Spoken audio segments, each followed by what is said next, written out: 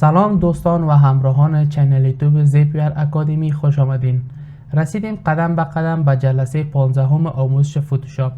در این جلسه یاد میگیریم که adjustment brush tool چی است و چی کاربرد داره.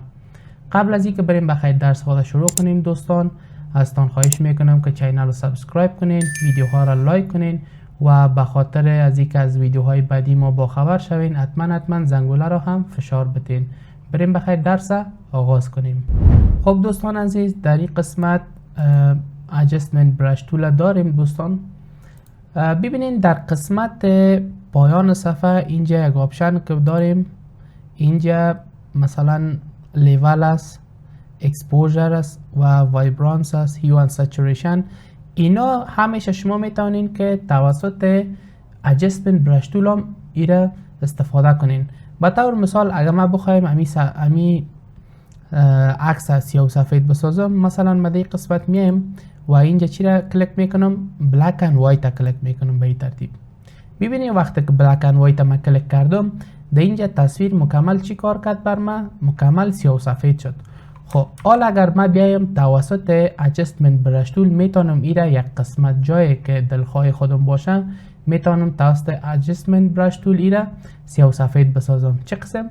مثلا شما adjustment brush tool که انتخاب میکنین، در قسمت adjustment ازی ببینین امو لیول، exposure، vibrance، hue and saturation، چیزی که در این قسمت هم است در اینجا بر ما آورده، اما با کم تغییرات.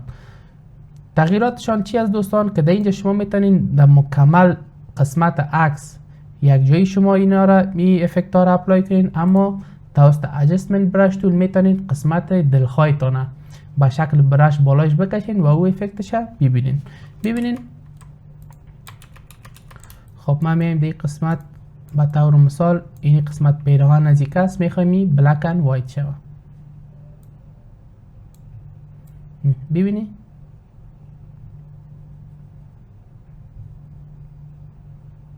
به این ترتیب وقتی که من بالای زی میکشم، تمام قسمت جایی که لباسش هست بر ما چی کار میکنه؟ بلک اند وایت میشه به این ترتیب. این به این ترتیب من میکشم، ببینین دوستان به شکل چی میشه؟ بلک اند وایت. خب اینی آپشنش که هست دیگهش منفی، ای چی کار میکنه؟ قسمت هایی را که شما میخواین از حالت براش برای میتونین توسط منفی دوباره از بین ببرینش یا پاکش کنین و این مثبتش هم به می شکل است. خب اینا را در پروژه های دکس های مختلف کار میکنیم. اول یک ریویو میکنیم که اینا چی هستن دوستان. اینجا یک آپشن دیگه است به نام اوورلی. بالا ایزی وقت کلیک میکنی اونم قسمت جای را که تو برش بالایش کشیدی برات نشان میده که بالای کدام قسمت ها تو برش کشیدی. یا میشه اول یه اوورلی را انتخاب کنی و دلخواه هر قسمت را خواستی میشه که براش بکشی بالایش و بعد از او افکت خود ببینی به این ترتیب.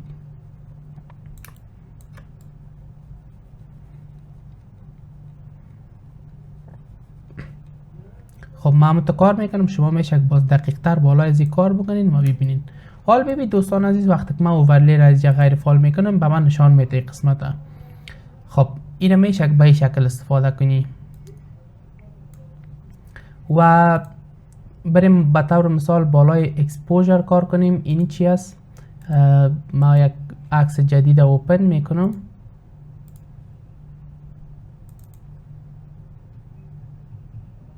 یک عکس جدید اوپن میکنم دوستان.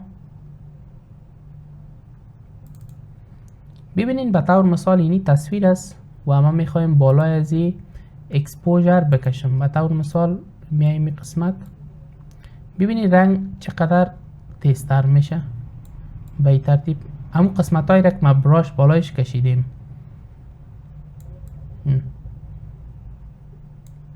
حالا اگه اوورلی را انتخاب کنم، ببین میگه این قدر جای را تو بالایش براش کشیدی و اگه دوباره پس از حالت تک بکشمش بر ما افکت نشان میده.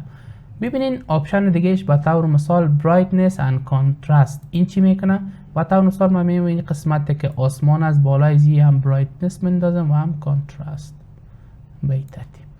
اگه اوورلی را بگیرم ببینیش بر ما نشانش میده و هر کدام از این اجسمنت ها را که شما بالایش اپلای میکنین در این قسمت بر شما یک لیر جدید اضافه میکنه به این ترتیب.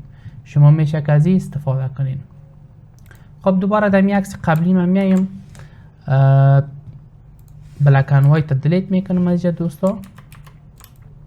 ببینید به طور مثال ما میخوایم رنگ لباس از این تبدیل شود. خب زمانی که بخوایم رنگ لباس از تبدیل شود ما چی کار میکنم؟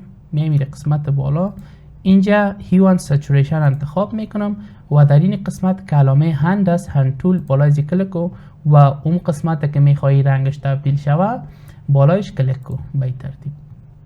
حالا این قسمت رنگ های که از ده هیو این قسمت رنگ بکش ببین تمام لباسش رنگش تبدیل میشه به ترتیب. و حالا تو میتونی که توسط adjustment brush tool هم همین کار کنی. ببین من دوباره دلیت میکنم به ترتیب و برش تول انتخاب میکنم و میایم در قسمت هیو اند سچوریشن انتخاب میکنم.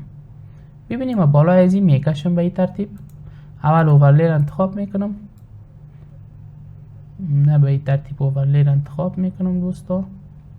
خب ما یک دایره شک بزرگ گرفتیم، اگر کدام قسمتاش مشکل شد میشه شما باز ایره براحتی براش کنین یا میشه اول سلکتش کنین بعد از براش بالایش اعمال کنین و میتونین که رنگ تبدیل کنین. حال من منفی دوباره انتخاب میکنم اینجا این قسمتایش که میگم براش خورده جای را که نمیخوایم پاکش میکنم. حال ببین وقتی ما اوورلی از این قسمت تکشم میوردارم و میایم در قسمت هیو ببینید رنگ اونم قسمت بر من تبدیل میکنه به ترتیب. فرق adjustment brush tool اینمی است. و در این قسمت افکت هایی که داریم گفتم این افکت ها را که شما از این قسمت هم میتونین اعمال کنین بالای تصویر و از قسمت adjustment brush tool هم میتونین. خب میشه که در پروژه های مختلفی را استفاده کنین دوستان عزیز. این بود درس adjustment brush tool. خدا کنه که یک چیز خوب مفید یاد داشته باشین. منتظر کامنت هایتان هستیم دوستان. اگر کدام پیشنهاد انتقاد و یا کدام نظریه دارین میشه که بنویسین و قدر وقتتان هم نمیگیره دوستا. سابسکرایب کنین، حمایت کنین دوستان، ویدیو را لایک کنین و اگر میخواین که از ویدیوهای بعدی ما با خبر شوین حتما زنگوله رو هم فشار بدین. تا درس های بعدی خداحافظ و نگهدار.